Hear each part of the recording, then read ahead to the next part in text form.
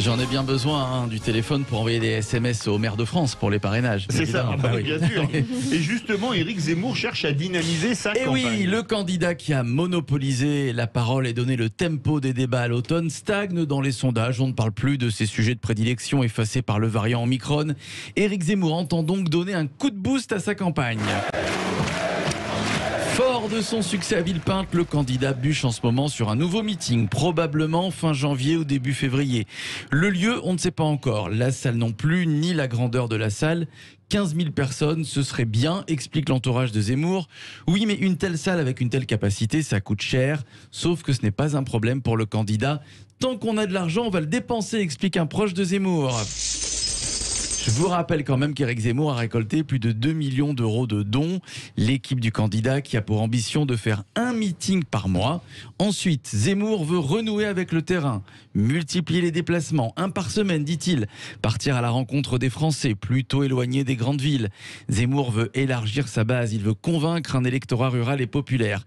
Alors évidemment, Éric Zemmour a revu son image, son comportement. Vous ne le reverrez plus faire un doigt d'honneur, par exemple, même si vous lui en faites un. Il saura se contrôler. Oui, mais jusqu'à quand? Ça, c'est une bonne question. Enfin, Éric Zemmour veut débattre. Ce qu'il aime, Éric, c'est la confrontation, le clash, les punchlines. Ben voyons. Zemmour aimerait débattre avec Valérie Pécresse, par exemple, ou encore Jean-Michel Blanquer. Voilà, le message est passé si vous nous écoutez. Des meetings, du terrain, des débats. Voilà comment Éric Zemmour va dynamiser sa campagne à 100 jours du scrutin. La campagne d'Éric... C'est de la dynamique! Eh oui, c'est de la dynamite, la campagne d'Éric.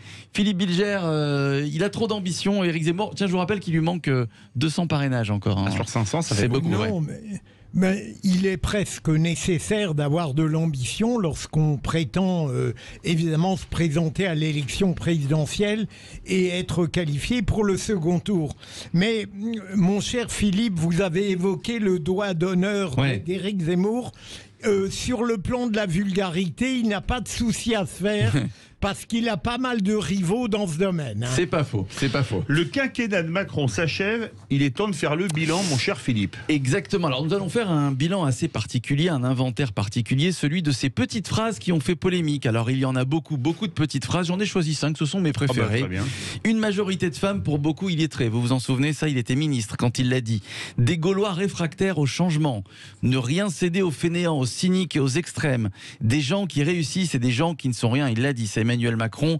La meilleure façon de se payer un costard, celle-là je m'en souvenais pas, c'est de travailler. Voilà, c'est parfois violent, mais bon, Emmanuel Macron a appris. Il y a des mots qui peuvent blesser et je pense que c'est jamais bon et c'est même inacceptable. Le respect fait partie de la vie politique. Et donc j'ai appris. Il a appris, le chef de l'État, c'est beau. Ah, mais le naturel revient au galop. J'emmerde les non-vaccinés, c'est ce qu'il a dit il y a 2 jours. Question pour vous, il a appris? Je pense, enfin j'espère, après plus 4 ans de présidence, après il n'a pas tout à fait 4 ans et demi, il n'a pas tout à fait dit j'emmerde les vaccinés. Non, je veux les emmerder. J'ai très envie, bon. après avoir été interpellée par une infirmière, des mots crus, beaucoup en ont utilisé, hein, comme président ou comme homme et femme.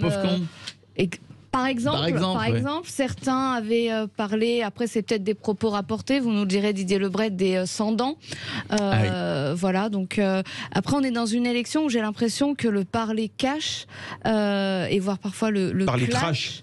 Et le trash, et ça rime, le parler trash. Sont à la mode. Ça a été d'abord Éric Zemmour qui a lancé cette tendance. On voit qu'il y a Emmanuel Macron qui parle avec cette fameuse expression qu'on commande depuis quelques jours. J'ai l'impression que Valérie Pécresse veut aussi aller sur ce terrain-là. On va voir comment les mois vont se dérouler, les semaines à venir, vers quoi on va arriver. En tout cas, ça donne l'impression qu'il y a une forme d'affaissement quand même. Didier Lebret, il a appris?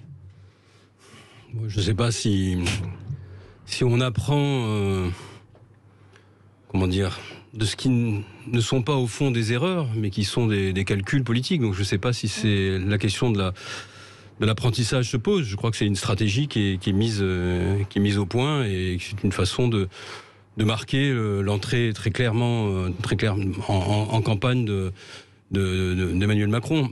Sur l'usage de mots qui peuvent choquer, je pense que c'est un mauvais calcul. De toute façon, la fonction présidentielle exige une certaine hauteur, une certaine dignité. Et les Français n'aiment pas qu'on se foute d'eux. C'est pas parce que les Français veulent être mieux représentés qu'il est nécessaire d'abaisser le niveau de langue des candidats.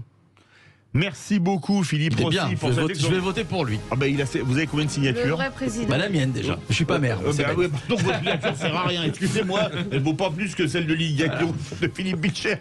Vous avez participé à la primaire citoyenne. Vous êtes candidat ou pas, Didier? Non, je ne suis pas candidat. Oh bah quel dommage, ça aurait fait du bien.